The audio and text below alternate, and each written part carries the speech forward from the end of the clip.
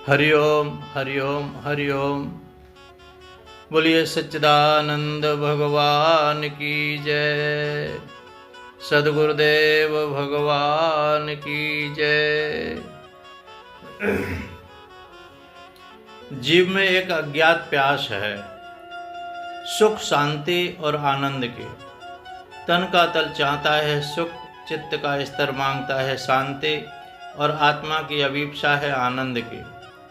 जब दो शरीर मिलते हैं तो शरीर का सुख, जब दो मन मिलते हैं तो शांति का प्रभात, और जब दो आत्मा अभिन्न होती हैं तो उभरता है आनंद का वसंत। तन की अपनी भूख है और मन की अपनी प्यास और आत्मा का अपना भोजन है, और प्रत्येक को देनी होगी अपनी अपनी खुराक। होगा तभी संतुलन, उतरेगा तभी शांति का संगीत, और तभी सिद्ध होगा आनंद योग। तन को सुख मिल भी जाएगा तो भी मन मीन शांति सलिल के लिए प्यासी तड़पती रहेगी।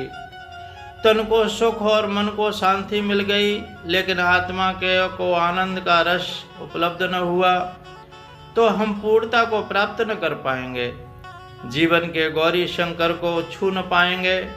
आत्मा के मंदिर में प्रवेश पाने के लिए दो सोपान पार करने होंगे। पहला तन का, दूसरा है मन का।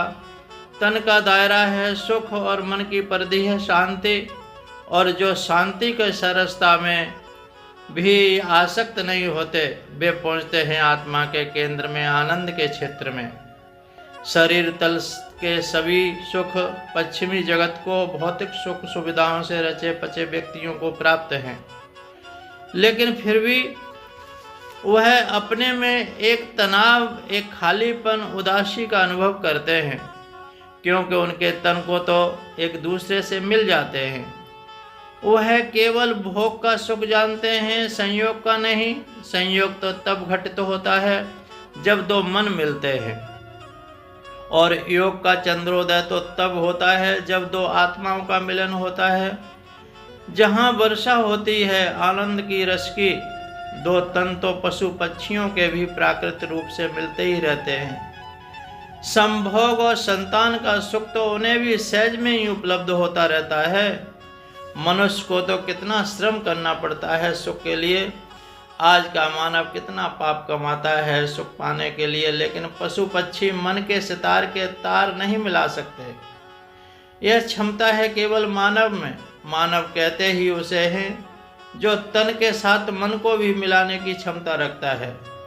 तन को मिलाने का उपाय है क्रिया, और मन को मिलाने की कला है कर्तव्य, और आत्मा से आत्मा मिलाने की विद्या है योग।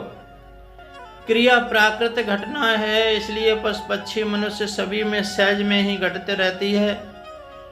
भोग सुख की शिक्षा देने के लिए कहीं स्कूल नहीं खोले गए, सहज में ही तन एक दूसरे की ओर बहते हैं। जैसे पानी का स्वभाव नीचे की ओर बहने का है, उसी तरह एक तन का स्वभाव दूसरे तन की ओर खींचने का भी है। जैसे पानी में बांध लगाकर पानी के ऊपर ले जाकर सिर फिर नीचे गिराया जाता है, और उसी से विद्युत तैयार की जाती है। इस तरह सुख के रूपांतरण की प्रयोगशाला है कर्तव्य। कर्तव्य में अपने मन का पक्ष नहीं लिया जाता, पक्ष लिया जाता है साथी के मन का, और मिला दिया जाता है अपना मन अपने साथी के मन में। जहाँ दो मन मिले शांति का संगीत प्रतिध्वनित होने लगता है। मन मिलाने की कला का नाम है ध्यान। ध्यान के बिना आप चित्त की वृत्तियों को कैसे शांत कर पाएंगे? वृत्तियाँ आपके न चाहने पर भी जबरन आपको घसीट कर अपनी पूर्ति के लिए विवश कर देंगी।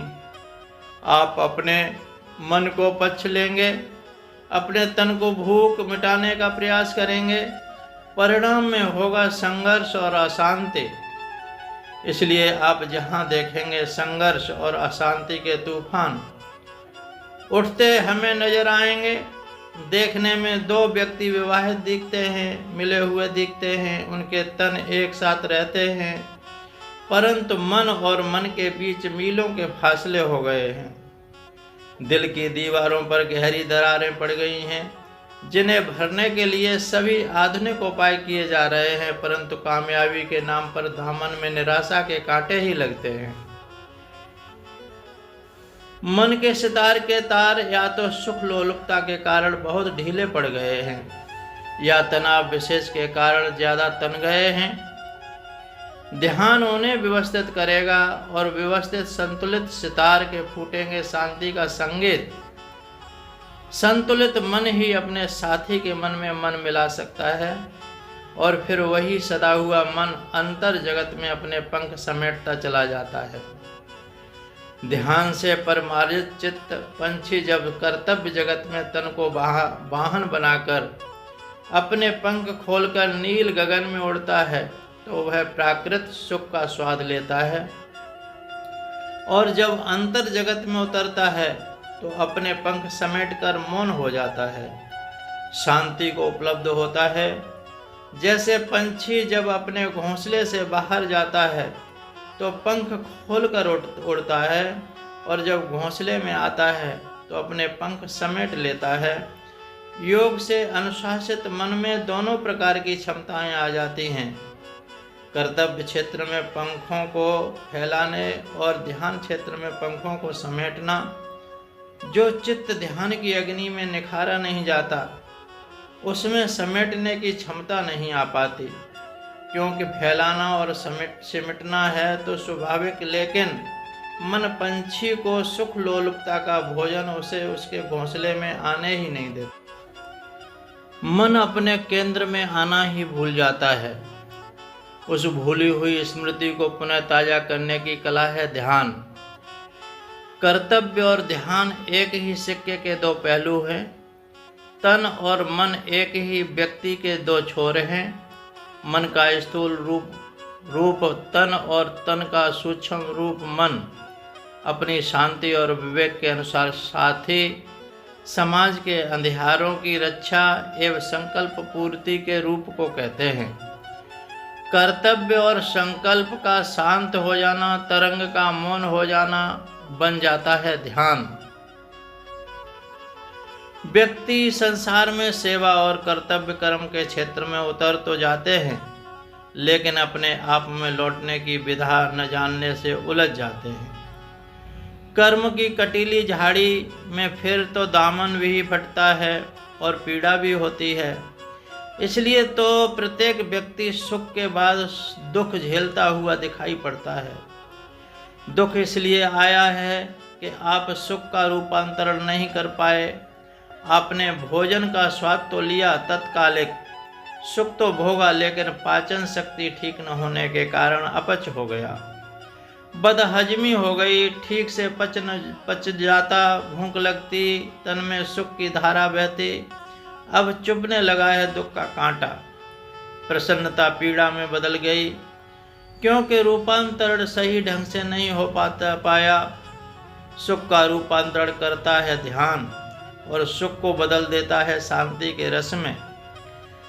दो प्रेमी तभी तो दुखी रहते हैं क्योंकि दोनों अपने अपने मन का पक्ष लेते हैं। जिन क्षणों में अपना मन दूसरे के मन में मिला देते हैं, उसी समय प्रीति की शीतल चांदनी में भीगने लगते हैं, और जब अपने अपने संकल्प का पक्ष लेते हैं तो पागल कुत्तों की तरह लड़ने लगते हैं। मन मिलाया था तो प्रीति में पागल थे, मन टकरा गए तो क्रोध में पागल हो गए। इसलिए प्रेमी कभी चैन से नहीं जी पाते, उनके मन मतंग आपस में भिड़ते रहते हैं। कर्तव्य जगत में जाने से पूर्व अपनी संतान को ध्यान की दीक्षा दो, उनके हाथों में ध्यान का दीप दो, जिससे वह कर्तव्य का पथ की ऊंची नीची अंधेरी गलियों को शांति से पार कर सकें। आज समाज में जो अंधकार और अशांति है, उसका कारण है कि केंद्र छूट गया है और परिधि को संभालने के सुधारने के प्रयास में जारी है हम लोग। केंद्र ध्यान और कर्तव्य परिधि है। केंद्र के बदलते ही परिधि सहज में बदल जाएगी। ध्यान का पुष्प जीवन में खिलते ही कर्तव्य की सुगंध सहज में ही जीवन को घेर लेगी। ध्यान सुख को शांति में रूपांतरण कर देगा। फिर शांति में भी रमण नहीं करना, है उसके भी साक्षी हो जाना है और प्रवेश करना है आनंद योग में। तन में स्थिरता आएगी, चित्त में शांति और आत्मा अपने में नित्य प्राप्त अभिन्न आनंद का अनुभव करेगी। जीवन में सुख के सभी आयाम देखे, यह होगा जीवन में पूर्णता का चित्र। शांति की अकंप ज्योति जगने लगेगी और आत्मा अपने अभिन्न तत्व का आनंद रसपान करेगी। सुख से चिपको नहीं, उससे भागो नहीं, उसका रूपांतरण करो शांति में। अटको नहीं, सिद्धियों में भटको नहीं, क्योंकि चित्त की निरोध अवस्था में एक दौर आता है सिद्धियों का। प्रलोभन से बच गए तो छलांग लग जाएगी, नहीं तो सम्मान और संपदा के गहरे दलदल में धंस जाओगे। फिर शांत चित्त में बह उठेगी आनंद की अविरल धारा। फिर सहज में मिट जाएगी तन की भूख, मन की प्यास, अभिप्सा पूर्ण हो जाएगी। आत्मा की उपलब्ध करके आनंद रस को जीवन में जिएंगे समग्रता से। अधूरापन सदैव के लिए विदा हो जाएगा। जीवन में इंद्रधनुष उदय होंगे, दीप जलगेंगे, सुख के झरने बहेंगे, गीत गूंजेंगे शांति के और बसंत उतरेंगे आनंद के। यह होगा जीवन का पूर्ण दर्शन, जिसमें सुख शांति और आनंद का साक्षात्कार होगा। हरिओम तत्सत, हरिओम तत्सत, हरिओम तत्सत। सोहम सोहम सोहम। सद्गुरुदेव भगवान की जय।